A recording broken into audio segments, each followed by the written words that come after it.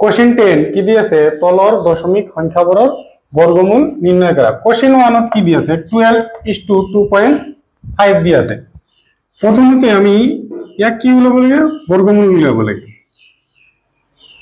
1 2 2 5 দশমিক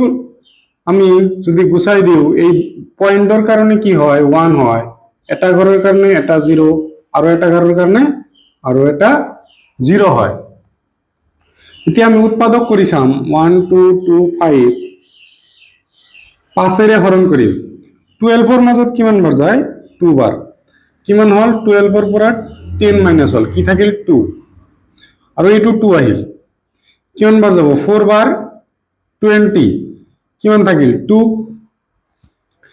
আৰু এইটো 5 আহিল 25 ৰ মাজত 5 বাৰ। যেহেতু শেষত 5 আছে তেনেহলে 5 এৰে আকৌ যাব 5 এৰে কিমান বাৰ যাব 4 বাৰ 24 20 হল 4 আৰু এই 5 টো আহিল কিমান বাৰ যাব 9 বাৰ। এতিয়া 7 এৰে 7 বাৰ যায় তো ইয়াতে কি আহিল 5 * 5 * 7 * 7 আৰু তলত আমি 100 ক কি লিখিব পাৰো 10 * 10 লিখিব পাৰো 10 * 10। ইয়াতে চোৱা দুটা 5 ৰ কাৰণে ৰুটৰ বাহিৰত কেইটা 5 আহিব এটা 5, দুটা 7 ৰ কাৰণে কেইটা 7 আহিব এটা 7 আৰু দুটা 10 ৰ কাৰণে কেইটা 10 আহিব এটা। 5 * 3 কত হয় কিমান হ'ব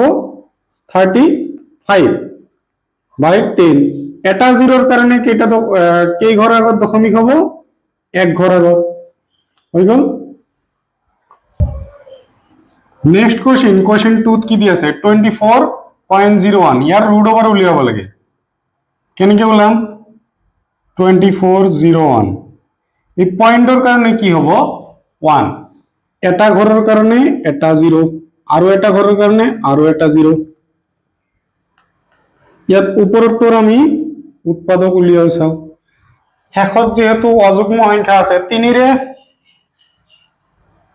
ৰে নাযায় 7 এৰে যাব 7 এৰে কিমান বাৰ যাব 3 বাৰ 24 কি হল 7 এৰে 21 হৈ গল থাকিল কিমান 3 এই 0 টো আহিল কিমান বাৰ যাব 4 28 4 7 যা 28 কিমান থাকিল 2 আৰু এই 1 21 ৰ মাজত আকৌ 3 বাৰ 7 এৰে আকৌ যাব 24 ৰ মাজত কিমান বাৰ যাব 4 বাৰ 34 7 4 যা 28 14 ৰ পৰা 8 মাইনাস কৰিলে কিমান হ'ব আমাৰ 6 হ'ব থাকিল কিমান 3 63 ৰ মাজত 7 কিমান বাৰ যায় 9 বাৰ যায়। এতিয়া আকৌ 7 7 কি আহিল 7 * 7 * 7 * 7 আৰু তলত আহিল 100 ক কি লিখিব পাৰো আমি 10 * 10 লিখিব পাৰো। আমি জানো ৰুট ওভাৰৰ ভিতৰত যদি দুটা 7 থাকে দুটাৰ 7 ৰ কাৰণে এটা 7 আমি বাহিৰলৈ আনিব পাৰো, দুটা 7 আছে আমি এটা বাহিৰলৈ আনিব পাৰো, দুটা 10 আছে আমি এটা 10 বাহিৰলৈ আনিব পাৰো। এতিয়া চোৱা 7 7 যাৰ কিমান হয় 49 বাই 10 এটা 0 ৰ কাৰণে কেই ঘৰ আগত দশমিক হ'ব এক ঘৰ আগত। নেক্সট কোশ্চেন 3 146.41 ইয়াৰ বৰ্গমূল উলিয়াব লাগে। প্ৰথমতে আমি দশমিক উলাই লওঁ কি হ'ব দশমিকৰ কাৰণে 1 এটা ঘৰৰ কাৰণে এটা 0 আৰু এটা ঘৰৰ কাৰণে আৰু এটা 0 আহি গল। ইয়াৰ আমি উৎপাদক উলিয়াম ওপৰটোৰ 11 এৰে ভাগ যাব 14 ৰ মাজত কিমান বাৰ যায় 1 বাৰ 1 আৰু 11 11 হ'ব থাকিল 3 ইয়াত আহিল 6 3 বাৰ যাব কিমান হ'ব 33 6 ৰ পৰা 3 মাইনাস কৰিলে থাকে 3 থাকিল 4 টো আহিল আকৌ 3 বাৰ যাব কিমান হ'ব 33 থাকিল কিমান 1 1 আৰু 1 1 হৈ যাব 11 ৰ মাজত কিমান বাৰ যাব 1 11 13 মাজত কিমান বাৰ যাব 1 থাকিল কিমান 2 2 আৰু 3 23 মাজত 2 22 23 পৰা 22 কি হ'ব 1 আৰু এইটো 1 11 ৰ মাজত কিমান বাৰ যাব একবাৰ যাব 12 ৰ মাজত কিমান বাৰ যায়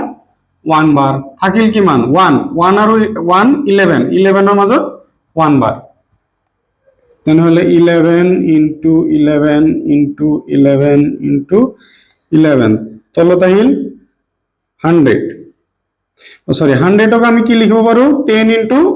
10 লিখি লব পাৰো ইয়াতে চোৱা কি হয় দুটা 11 ৰ কাৰণে এটা 11 লিখিব পাৰো আৰু দুটা 11 ৰ কাৰণে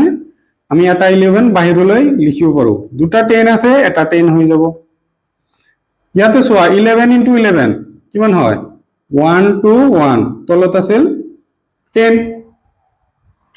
এটা 0 ৰ কাৰণে কেই ঘৰ আগত দশমিক হয় এক ঘৰ আগত হৈ গল আমাৰ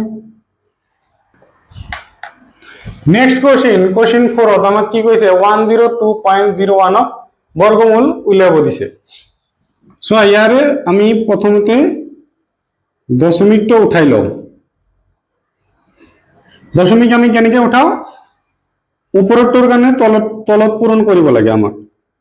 দশমিকৰ কাৰণে কি হয় 1 এটা ঘৰৰ কাৰণে এটা 0 আৰু এটা ঘৰৰ কাৰণে